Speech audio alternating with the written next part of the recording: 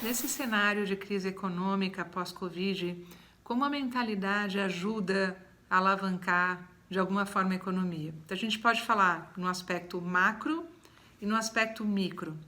No aspecto macro, quando você tem uma crise, você tem de alguma maneira um evento de escassez de recursos em uma ou mais dimensões. No caso de um país como o Brasil, a gente hoje tem escassez de recursos para políticas sociais, para políticas inclusivas. A gente tem aí uma escassez de recursos do ponto de vista de suprimentos de forma geral, escassez de pessoas formadas, né, com competências para transformações que vão ser necessárias para aumentar a produtividade e reduzir custo, para que com isso você consiga gerar recursos que vão permitir a recuperação. Então, estou falando essas palavras porque todas elas trazem na base o raciocínio matemático. De que maneira que você vai equilibrar fatores, de que maneira você vai priorizar variáveis e selecionar as variáveis mais relevantes para, de alguma maneira, gerar, ou de um lado, redução de custo, do outro, gerar prosperidade. Na base de tudo isso tem uma formação importante de profissionais e algumas competências específicas que vão ser necessárias, agora eu estou entrando no universo micro, que vão ser necessárias para que você tenha gente com capacidade de executar essas agendas de transformação, seja em aumento de produtividade, redução de custo, inovações de forma geral. E no final das contas, a gente precisa de pessoas para executar esse tipo de agenda. E essas pessoas necessitam competências que perpassam uma agenda ampla aí de princípios dentro da nossa agenda aqui de mentalidades matemáticas, né? Então, desde competências digitais, que vão ser necessárias para você automatizar processos, aumentar a segurança de dados, fazer uma análise mais específica de dados, ajudar as pessoas justamente nesse tipo de ferramenta, né? Muito da comunicação e da interação vai se dar cada vez mais no online. Isso vai exigir uma grande segurança da informação.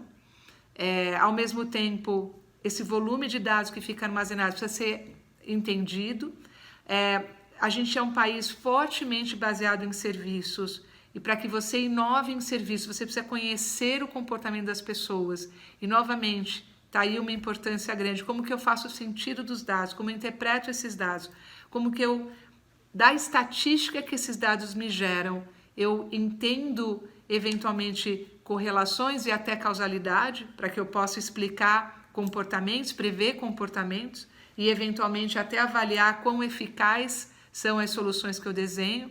Então, a matemática vai ser cada vez mais chamada como um ferramental crucial para que você consiga gerar as soluções mais eficientes para os problemas que vão ser demandados aí, soluções, principalmente nesse momento pós-Covid, que vai trazer escassez, vai trazer aumento de custo, por justamente, né, escassez de alguns ingredientes fazer com que você tenha aí uma pressão, né, em cadeias produtivas, uma necessidade muito grande de se repensar o uso de recursos. Tem uma questão importantíssima que é olhar cada vez mais para os impactos ambientais e sociais que as nossas soluções geram para o planeta.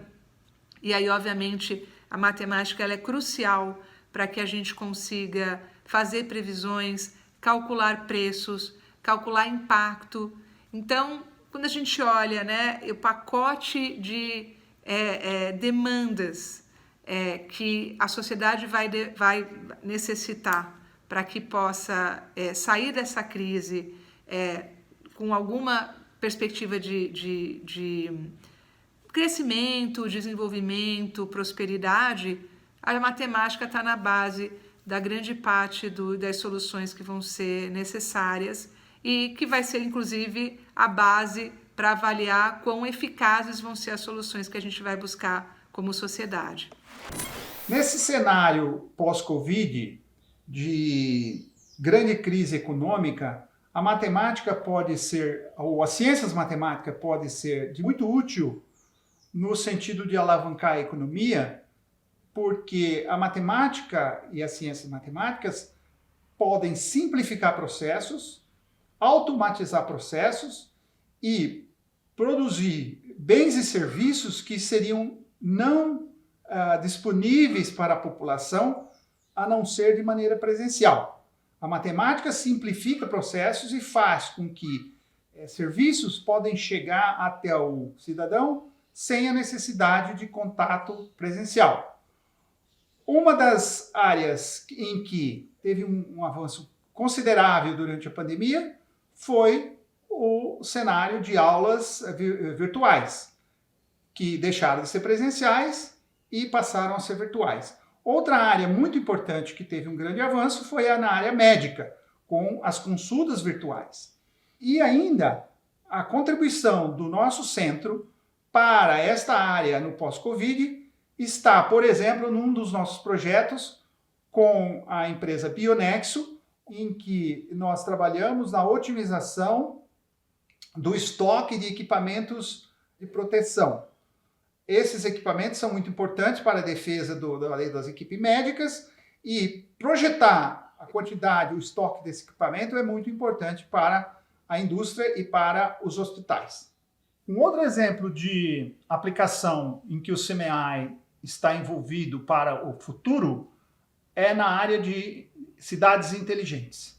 Estamos trabalhando num projeto com a cidade de Canaã dos Carajás, no Pará, para o desenvolvimento de um sistema inteligente de coleta de dados e aplicação de inteligência artificial em que dados sobre saúde, sobre trânsito, sobre todas as atividades da cidade serão coletados e processados através de algoritmos de otimização e de estatística para entregar ao cidadão informações sobre esses serviços e facilitar o acesso dos cidadãos aos serviços prestados pelo município. Informações sobre trânsito, sobre tempo, sobre poluição, sobre todas as atividades de uma cidade é o que convencionou chamar-se cidades inteligentes.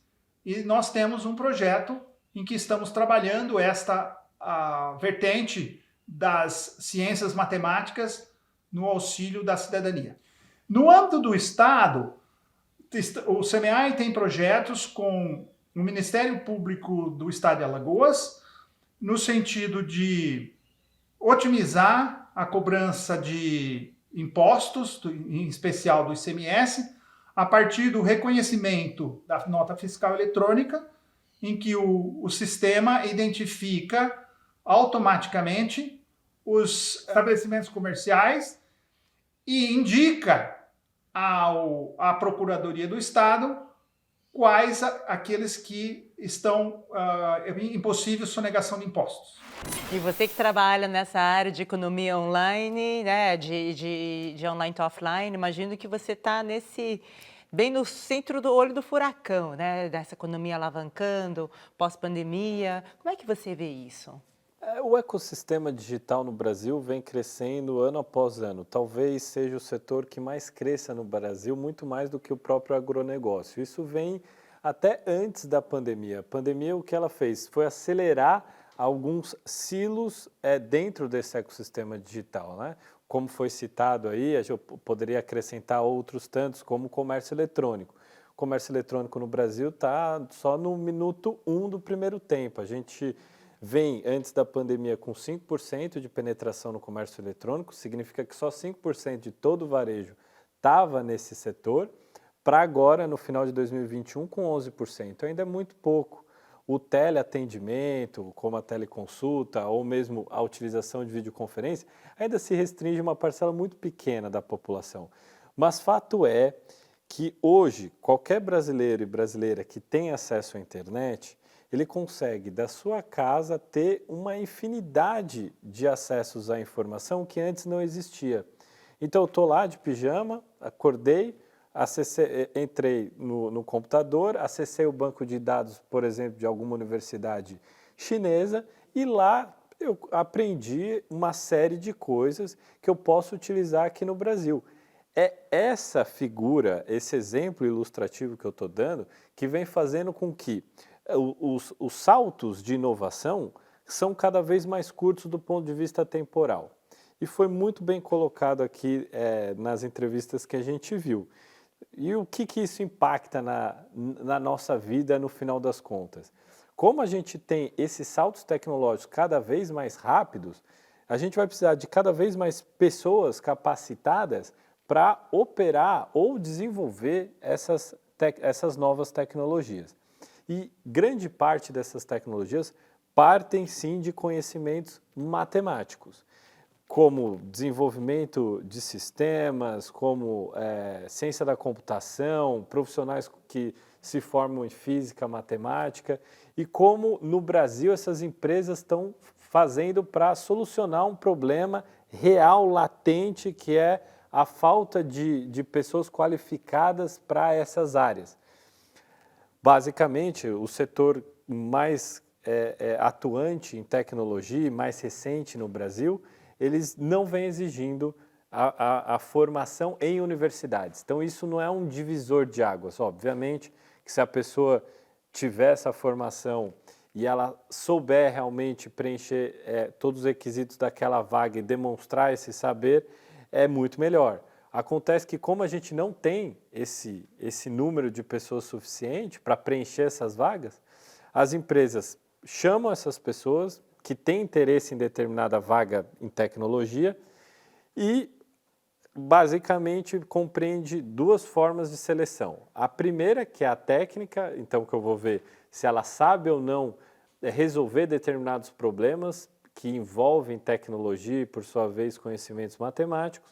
E a outra, que são algumas habilidades individuais que elas precisam estar bem encaixadas na cultura da empresa, sem o qual a pessoa não é contratada. Então, por exemplo, determinada empresa pode ter como valor o empreendedorismo ou uma comunicação. Então, tudo isso é avaliado dessa forma. Só para você ter uma ideia, hoje, pelos dados que a gente tem hoje um déficit anual de 10 mil vagas não preenchidas em tecnologia. Eu mesmo posto no meu site vitormagnani.com.br pelo menos 1.000 vagas por mês nessas empresas.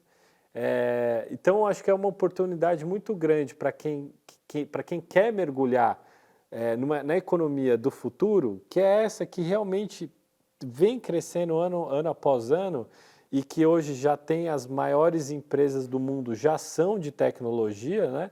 E no Brasil não vai ser diferente. A gente tem as maiores empresas ainda muito conectadas a uma indústria de base, de petróleo, de mineração, mas no Brasil, mais cedo ou mais tarde, a gente só não sabe quando as maiores empresas brasileiras serão de tecnologia.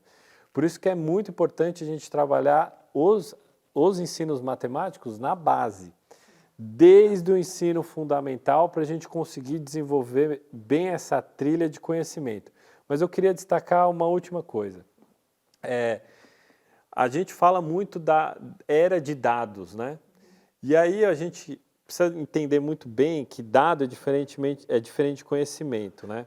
Antes da gente chegar no conhecimento, o dado tem que ser minerado em informação para depois a gente chegar nesse conhecimento.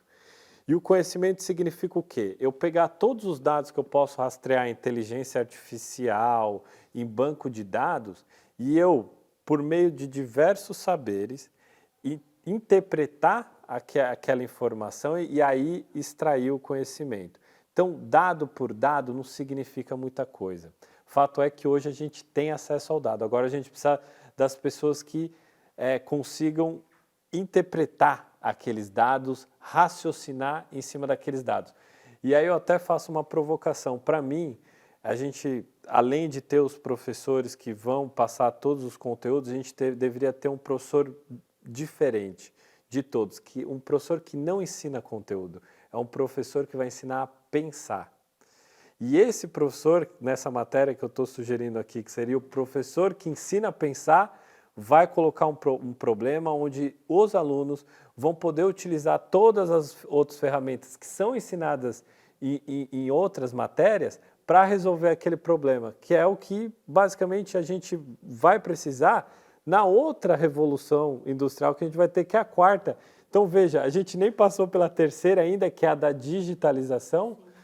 Quando a gente chegar na quarta, a gente vai precisar de pessoas cada vez mais humanas e não robóticas como a gente tinha na segunda revolução, que eram aquelas que repetiam padrão, repetiam formas.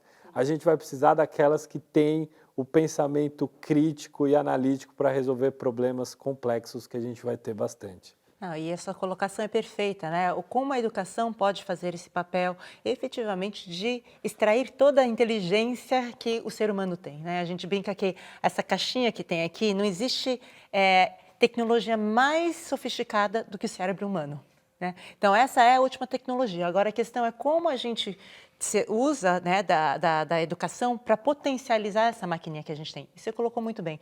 Dados temos de monte. A questão é onde está a inteligência por trás disso para conectar essas diferentes ideias, esses diferentes dados, para transformar aquilo em algo. E isso só o ser humano é capaz de fazer, né?